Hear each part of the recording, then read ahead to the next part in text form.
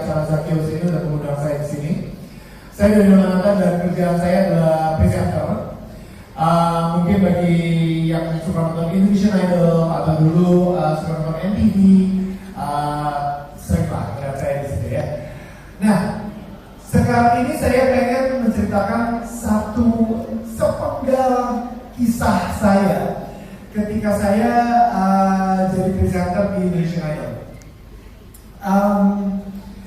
Di Indonesian Idol, kalau misalnya Anda melihat 2 season yang sebelumnya, awal-awal suara saya tuh agak-agak aneh gitu.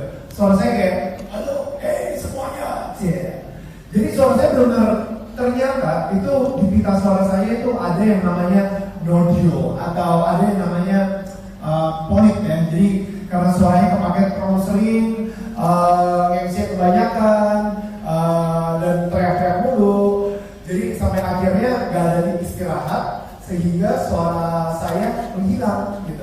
Jadi suara saya literally cuma hai semuanya, balik bambu, ya kayak gitu, literally bilang. Nah, saya bingung banget dan anggap aja ini kalau misalnya Anda nggak bisa bayangin, anggap aja itu kayak pianis yang tiba-tiba jarinya patah, atau misalnya seorang penyanyi yang ya suaranya hilang, atau mungkin dokter yang tiba-tiba tangannya gemeteran terus gitu.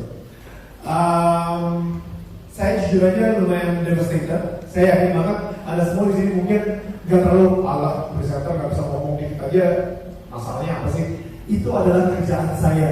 Selama ini saya kerjaan saya, pemasukan hidup saya dan lain-lain itu dari presenter. Ketika saya dipanggil pun ada beberapa klien-klien yang merasa kecewa karena bayangin aja, oke, mari kita sambut, ya, itu benar-benar kayak ini kok anti klimaks banget ya. Jadi it's very devastating, dan Anda juga bisa melihat di YouTube itu ada Indonesian Idol season 7 pas awal-awal audisi suara saya benar-benar hilang. Nah, so ketika suara hilang, apa yang terjadi? Ketika kita mendapatkan suatu masalah, apa yang terjadi? Kita mendekatkan diri sama Tuhan. Biasanya standar banget. Saya akhirnya kayak gitu, saya mendekatkan diri sama Tuhan.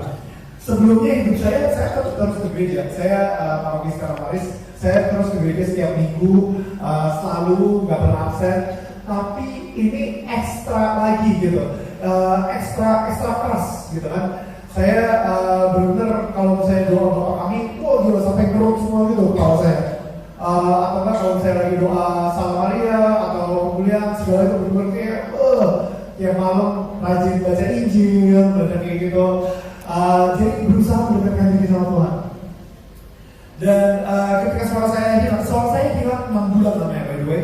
Sampai akhirnya saya harus operasi, dan ketika saya operasiin, ternyata suara saya tidak balik juga. Nah, saat itulah titik dimana saya desperate banget. Siapa di sini yang pernah ngerasain desperate? Ngerti nggak? Siapa di sini yang pernah ngerasain kayak putus asa? Angkat tangan kalau saya pernah ngerasain putus asa. Yes, thank you. Kayaknya ini band-band ini bisa putus asa. Terlalu jelas soalnya kalian musisi banget gitu ya. Jadi kayaknya untuk tulis lagu itu harus putus asa duluan ya. Nah, jadi yang namanya putus asa itu akhirnya mendekatkan diri saya sama Tuhan.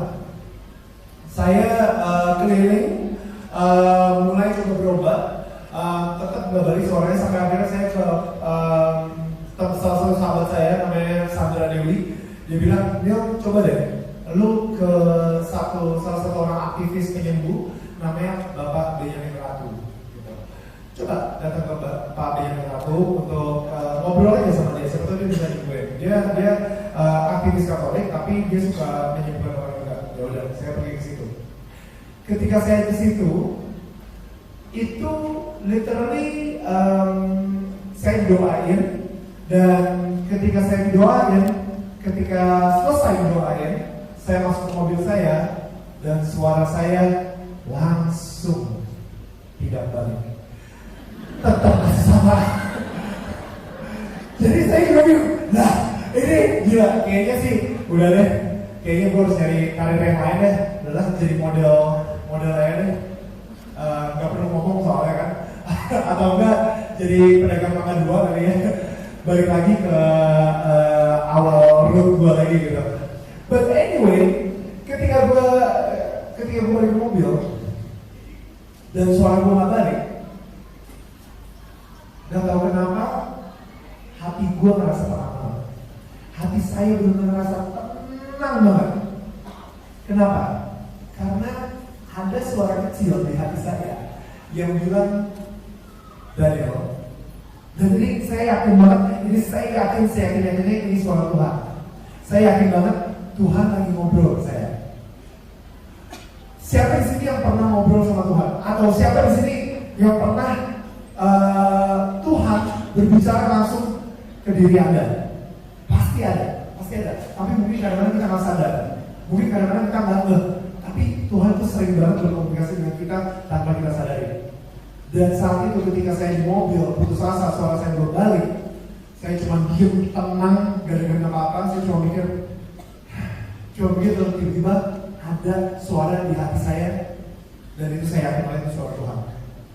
Saya pikir suara Tuhan itu selalu pikir saya, tiba-tiba langit terbelah, atap mobil saya terbelah. Daniel, tenanglah. Suara Tuhan kayak gitu. Suara kecil sampai berbisik. Suara Tuhan itu bilang, Daniel, how can I heal you when you're already healing? Canggih gak tuh Tuhannya, pakai bahasa Inggris. Dia bilangnya, bagaimana saya bisa menyembuhkan kamu kalau misalnya kamu memang sudah dalam proses penyembuhan. Jadi intinya tenang aja, sabar. Kamu bakal sembuh kok. Dan itu yang namanya faith. Itu yang namanya kepercayaan. Itu yang namanya blind trust kalau kita bilang, blind faith. Saya nggak tahu, saya nggak bisa jelasin ke siapa-siapa, tapi saat itu hati saya tenang banget dan saya tahu kalau suara saya akan balik. Gak berapa lama setelah itu, kira-kira 3 minggu, suara saya balik. Dan itu adalah mukjizat Tuhan. Boleh beri Tuhan.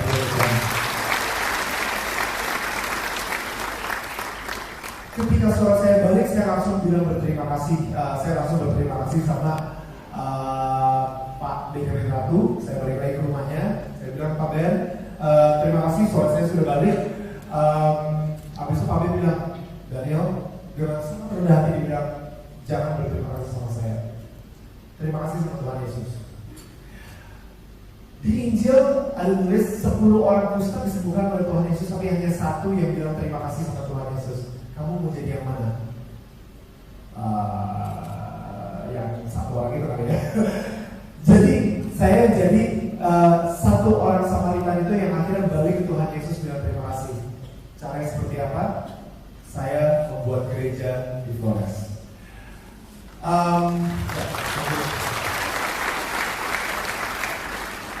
Saya akhirnya ngumpulin beberapa teman-teman, kita komit untuk membuat sebuah kapel ya, atau kapelnya itu cukup besar jadi kelihatannya lebih kayak gereja gitu di Flores. Dan itu suatu kebanggaan yang luar biasa sekali dimana saya bisa memberikan rumah Tuhan gitu, rumah untuk Tuhan, dan pasti juga rumah untuk semua orang masyarakat Flores, khususnya yang ada di daerah Waimata, itu bisa berkumpul kembali dan ramai-ramai. Gereja tersebut, kapal tersebut itu udah bobrok banget sampai ketika lagi pengakuan dosa, ada salah satu pastornya karena atapnya udah roboh, udah jelek banget. Pastor lagi di sini, ada balok jatuh di atas kepala dia, langsung di depan dia. Itu saya tergerak banget sampai akhirnya saya bilang, Pastor, saya akan coba bangun kapel baru di sini, gitu, supaya pastor. Dan apa yang membuat saya tergerak lagi? Masyarakat Flores itu kalau misalnya pergi ke gereja, rumahnya kan jauh-jauh, dan mereka sendiri juga kondisi itu nggak kaya gitu. Jadi mereka jalan kaki sejauh 3 kilometer dan tidak ada bangku di kapelnya, sehingga mereka bawa bangku sendiri dari rumah. Mereka bawa bangku sendiri dan mereka duduk. Habis itu cuma untuk hari Minggu, habis itu mereka pulang lagi 3 kilometer lagi sambil bawa bangku. Bayangin kalau saya mereka lagi ada satu ibu-ibu yang saya ketemuin, dia kebetulan lagi mau membaptis anaknya dia. Dia bawa anak di sini, dia bawa kursi di sini, dan dia ke gereja dan jalan 2 kilometer. Itu membuat saya tergerak banget dan saya merasa, wow, seseorang yang mempunyai kepercayaan terhadap Tuhan begitu tinggi, layak mendapatkan yang terbaik menurut saya. Dan disitulah kita membuat sebuah gereja. Nah, apa yang saya pelajari dari situ? Jujur aja, saya merasa sangat bahagia sekali ketika kita berhasil membuat gereja tersebut. The secret of happiness, bagaimana rahasia orang untuk bahagia adalah membuat orang lain bahagia. Ketika kita berhasil membuat orang lain bahagia, kita Tuhan. Nah, jadi sekarang ini saya mulai mencoba yang namanya persenan. Saya tahu ini kayaknya wah gila, kalau misalnya Kristen bilangnya perpuluhan, saya bilangnya persenan. Kenapa? Karena kadang-kadang ada orang yang mau ngasih 10%, ngasih paling cuma ya 2% cukup lah, atau 3% cukup, atau 5% cukup, atau 7%. Anggap aja saya ngasih 10%. Anggap aja. Jadi ketika saya awal-awal, saya langsung ngasih biasanya ke gereja atau mungkin ke ada satu yayasan yang saya kasih, itu selalu saya kasih 10%. Ketika saya dapat 100.000 rupiah, 10%-nya berapa? 10.000-nya saya langsung kasih. Gampang. Ketika saya dapat 1 juta rupiah, 10%-nya saya kasih, ya lah 100.000. Udah, it's okay. Ketika saya dapat 10 juta rupiah, saya kasih 1 juta. Ketika saya dapat 100 juta rupiah, waduh, itu beli iPhone ya. Saya kasih juga tetap 10 jutanya, tapi agak ditahan dikit gitu. Ya udah deh, kasih. Ketika saya dapat 1 miliar, saya harus ngasih 100 juta rupiah. Misalnya seperti itu ya. Tapi Anda misalnya mikir, ya udah jangan 10% yang lebih kecil aja, 5%, gak apa-apa juga. Nah, saya sangat disiplin banget sama itu, sama persenan itu. Kenapa? Karena saya mendengar satu ketika saya lagi berusaha mendekatkan diri sama Tuhan, ini saya mendengar satu ayat, yaitu di sampai saya catat Matius 6:24. Wah, karena saya nggak hafal ayat teman. Ada yang ngerti arti mamon nggak? Jadi mamon itu sebenarnya duit, uang, kekayaan. Jadi kalau saya kita mikir-mikir, Yesus bilang, jadi gini, ketika saya ngasih, misalnya saya dapat 1 juta, saya kasih 100.000, ya udahlah, nih Tuhan buat yayasan, buat gereja, kayak gitu kan. Saya kirimnya mungkin untuk membangun gereja, atau mungkin untuk keuskupan, atau apa, 100.000. Ketika saya dapat 1 juta, 100.000. Ketika dapat 10 juta, 1 juta. Ketika saya dapat 100 juta, 10 juta. Tapi ketika saya dapat 1 miliar, aduh Tuhan, nawar. Sebenarnya di situ saya merasa ya, dan ini saya pengen share banget ke Anda semua di sini karena ini sesuatu banget buat saya. Ketika saya dapat 1 miliar dan saya harus kasih 100 juta, Tuhan tuh sebenarnya nggak butuh 100 juta, tapi Tuhan pengen tahu apakah kita menjadikan Tuhan itu sebagai prioritas atau kita menjadikan uang sebagai prioritas. Karena nggak bisa mencintai dua Tuhan. Dua Tuhan itu bukan Tuhan sama setan, tapi Tuhan sama uang. Jadi Tuhan pengen lihat, bisa nggak ya dia ngasih 100 juta? Apa dia cuma ngomong aja? Atau dia kalau yang kecil-kecil boleh dikasih kayak gitu. Dan jujur aja, saya ketika mendapatkan 1 miliar, saya kasih 100 juta. Dan jujur, sekali lagi jujur banget, kalau sekarang ini nih, sampai detik ini, saya nggak pernah ngerasa kekurangan sedikit pun. Nggak pernah ngerasa kekurangan uang, apapun itu juga. Ketika saya lagi sulit, tiba-tiba nggak tahu dari mana uang muncul, job muncul, ada yang nyumbang, misalnya kayak gitu, bukan nyumbang sih, tapi tiba-tiba ada aja uang gitu. Kenapa? Karena Tuhan udah berjanji cacing di tanah aja akan diperhatikan, burung di udara itu akan dijagain sama Tuhan, apalagi manusia. Ketika saya mempunyai blind faith yang tadi saya bilang, ketika saya mempunyai kepercayaan yang udah pasti, udah deh, saya pasti bakal jaga sama Tuhan. Udah pasti, hidup saya akan selalu bahagia, hidup saya akan selalu diurus, hidup saya akan selalu aman dalam Tuhan. Itu yang namanya blind faith, dan sampai detik ini saya benar hidup sesuai dengan ajarannya Tuhan Yesus. Dan it's an amazing life, jujur. It's an amazing life. Dan ini saya pengen share ke anda semua sini karena saya tahu banget mungkin dari kita di sini ada yang takut sama masa depan. Mungkin dari kita itu ada yang takut untuk melepas masa lalu. Mungkin dari kita itu ada yang Tuhan, saya bingung saya harus ngapain sekarang. Mungkin ada yang masih labil. Mungkin ada yang nggak tahu kalau saya ambil keputusan di sini, saya mungkin malah melarat gitu misalnya, atau gimana. Kalau misalnya kita benar-benar ngikutin semua jalan hidup Tuhan, saya yakin banget Tuhan bakal jagain kita semua di sini. Dan itu menurut saya janji Tuhan banget buat saya. Karena Tuhan Yesus juga. Tuhan, oke. Prinsip dari agama Katolik, prinsip dari agama Kristen, prinsip dari seorang Kristiani yang mengikuti Tuhan Yesus adalah cintailah sesama seperti kamu mencintai diri kamu sendiri. Malahan, aku gitu ya. Cintailah sesama seperti Tuhan mencintai kamu. Nah, itu yang menurut saya luar biasa banget, karena kalau misalnya nih orang-orang semua pada melihat, gila ya, kok kita sebagai orang Katolik ini bisa berbagi, bisa bahagia, biarpun berbagi tapi tetap bahagia, bisa nyumbang tapi tetap gak stres. Kok bisa ya? Karena mereka semua itu akhirnya mikir, ya sih cuma ada satu jawaban, karena mereka orang Katolik dan mereka percaya Tuhan Yesus. Dan karena cinta kita sama mereka, sehingga akhirnya karena Tuhan cinta sama kita memperlihatkan cinta Tuhan kepada semua orang di sekitar kita. Dan itu adalah kunci yang luar biasa banget. Dan mudah-mudahan sharing saya hari ini bisa menggerakkan hati Anda untuk bisa lebih berbagi.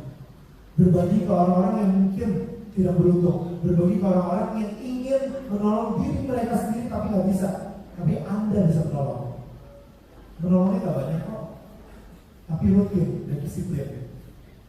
Mungkin nggak perlu persenan dulu, misalnya 10.000 rupiah dulu, tapi rutin setiap minggu. Mungkin 1% dari setiap income Anda, kecil mungkin juga besar sih, tergantung ya, income Anda juga 20 M yang besar. Tapi maksudnya 1% aja itu gak ada artinya, karena Anda mempunyai 99% yang lain. Tapi gak ada salahnya untuk Anda berbagi, untuk memperlihatkan kasih Tuhan kepada Anda, untuk memprioritaskan Tuhan lebih dulu daripada uang. Tuhan pengen tahu Anda. Saya mau kasih tahu satu contoh lagi baru saya selesai. Orang-orang tuh suka pada bilang kayak gini. Misalnya ya, seorang orang tua mau kirim anaknya ke luar negeri, mereka bilang, Tuhan, saya akan menyerahkan seluruhnya anak saya di dalam tangan-Mu. Karena dia udah nggak bisa kontrol lagi kan. Saya ingin menyerahkan anak saya ke dalam tangan-Mu. Saya ingin menyerahkan, kalau misalnya Tuhan ingin memakai anak saya untuk yang lebih baik lagi, silakan pakai saja anak saya. Normal lah ya ngomong kayak gitu ya, karena kita pengen banget anak, misalnya punya anak kita yang terbaik lah untuk Tuhan gitu. Tapi sekarang bisa nggak Anda mengganti anak menjadi uang? Tuhan, saya akan menyerahkan uang saya seluruhnya kepada kamu. Misalnya Tuhan ingin memakai uang saya sepenuhnya untuk apapun juga, silakan dipakai. Saya percayakan karena Tuhan mempunyai rencana yang terbaik buat saya. Itu agak susah. Apakah artinya kita lebih sayang uang kita daripada anak kita sendiri?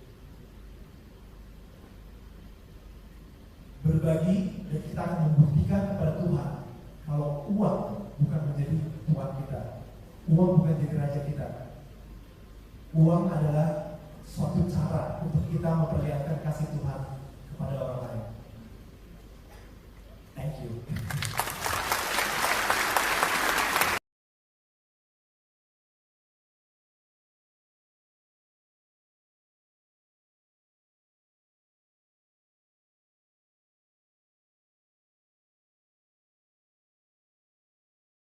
Cintai dua Tuhan. Dua Tuhan itu bukan Tuhan sama setan, tapi Tuhan sama uang. Jadi Tuhan pengen lihat, bisa nggak ya dia ngasih 100 juta? Apa dia cuma ngomong aja? Atau dia kalau yang kecil-kecil boleh dikasih kayak gitu.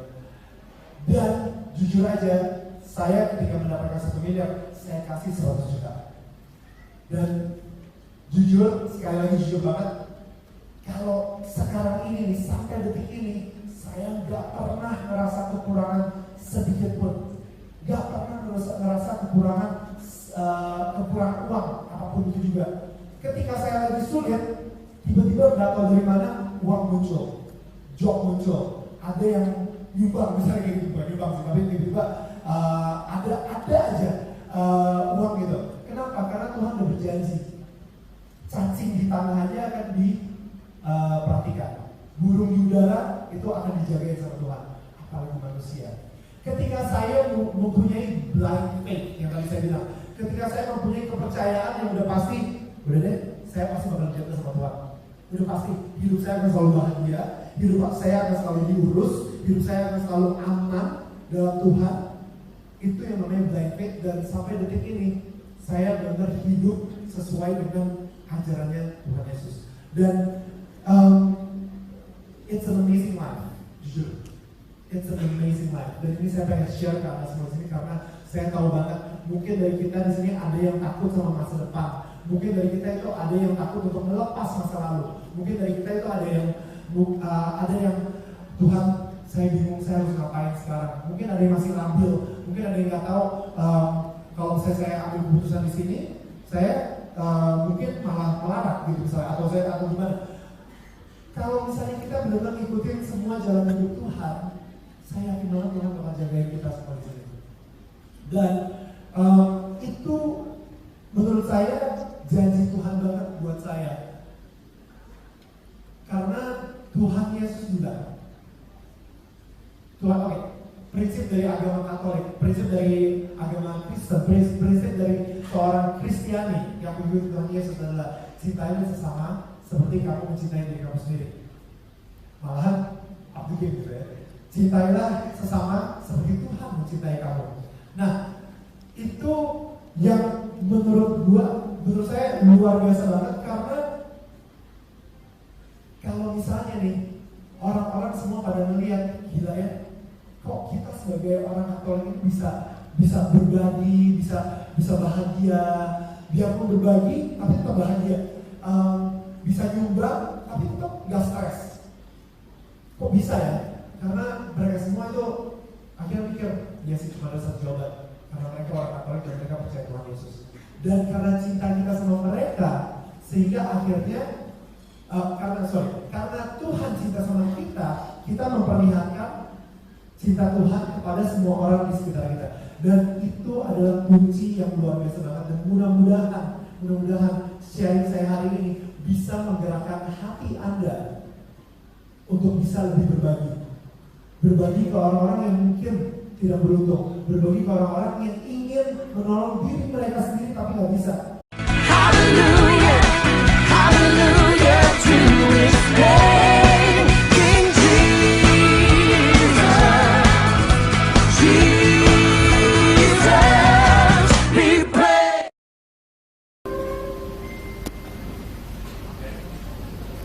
Oke, acara Zakheus ini udah mengundang saya di sini.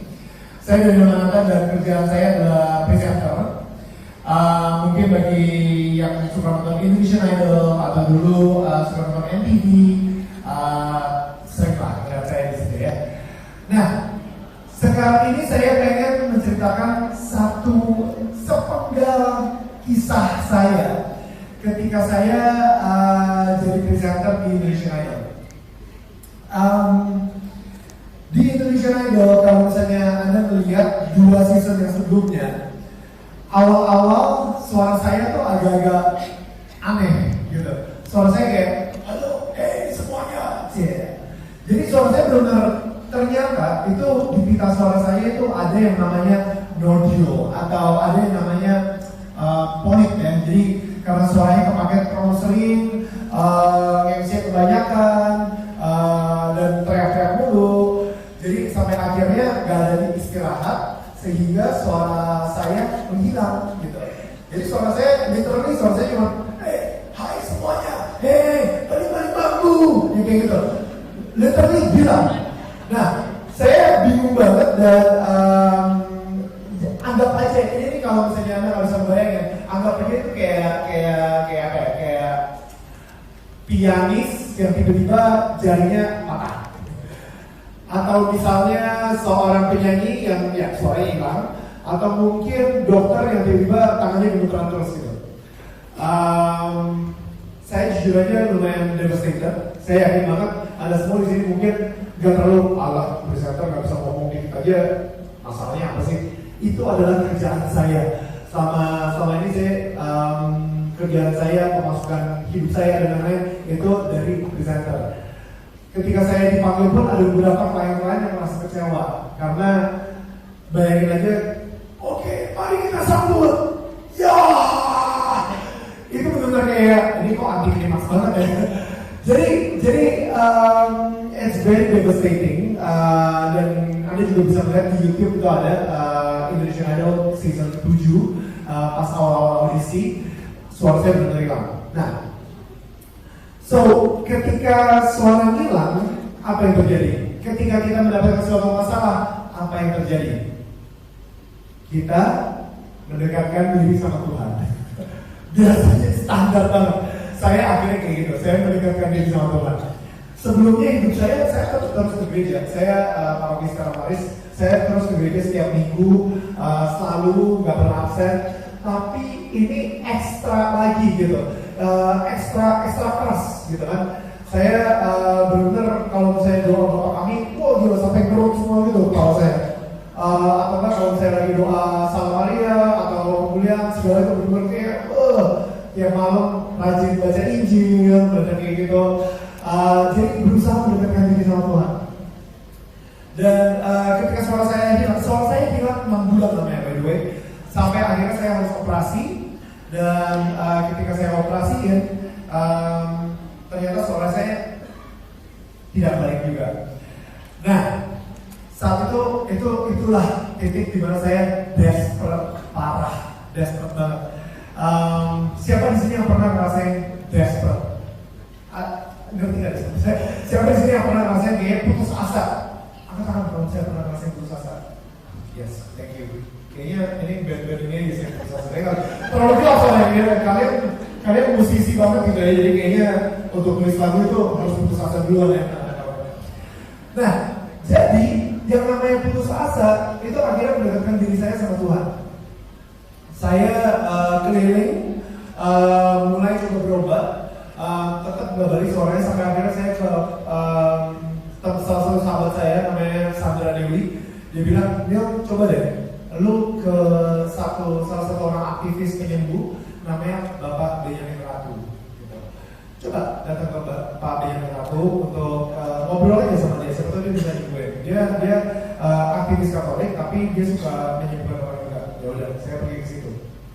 Ketika saya ke situ, itu literally saya didoain, dan ketika saya didoain, ketika selesai didoain, saya masuk ke mobil saya dan suara saya langsung tidak balik, tetap sama.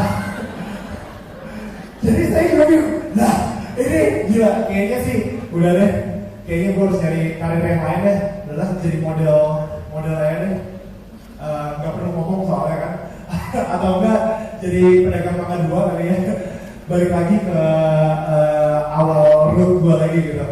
But anyway, ketika gue balik ke mobil dan suara gue nggak balik, nggak tahu kenapa hati gue ngerasa tenang.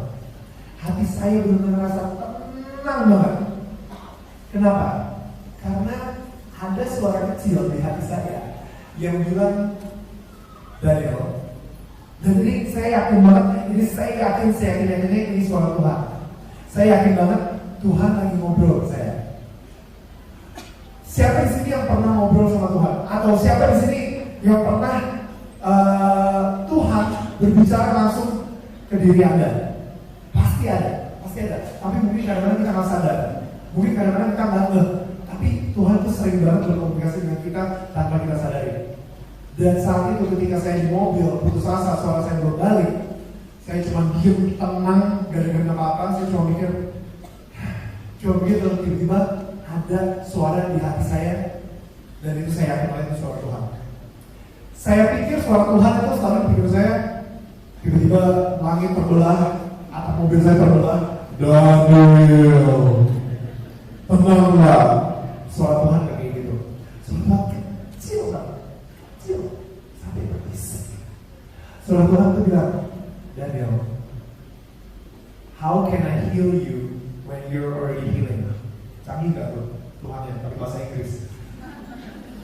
Dia bilangnya, bagaimana saya bisa menyembuhkan kamu kalau misalnya kamu memang sudah dalam proses penyembuhan. Jadi intinya tenang aja, sabar. Kamu bakal sembuh kok. Dan itu yang namanya faith. Itu yang namanya kepercayaan. Itu yang namanya blind trust kalau kita bilang, blind faith. Saya nggak tahu, saya nggak bisa jelasin ke siapa-siapa, tapi saat itu hati saya tenang banget dan saya tahu kalau suara saya akan balik. Gak berapa lama setelah itu, kira-kira 3 minggu, suara saya balik. Dan itu adalah mukjizat Tuhan. Boleh kita berikan Tuhan. Ketika suara saya balik, saya langsung bilang berterima kasih. Saya langsung berterima kasih sama Pak Benjamin Ratu. Saya balik lagi ke rumahnya. Saya bilang, Pak Ben, terima kasih, suara saya sudah balik. Habis itu Pak Ben bilang, Daniel, dengan sangat rendah hati dia bilang, jangan berterima kasih sama saya. Terima kasih sama Tuhan Yesus. Di Injil ada tulis 10 orang kusta disembuhkan oleh Tuhan Yesus, tapi hanya 1 yang bilang terima kasih sama Tuhan Yesus. Kamu mau jadi yang mana? Yang 1 orang itu kali ya. Jadi saya jadi 1 orang Samaritan itu yang akhirnya balik ke Tuhan Yesus bilang terima kasih. Caranya seperti apa? Saya membuat gereja di Flores.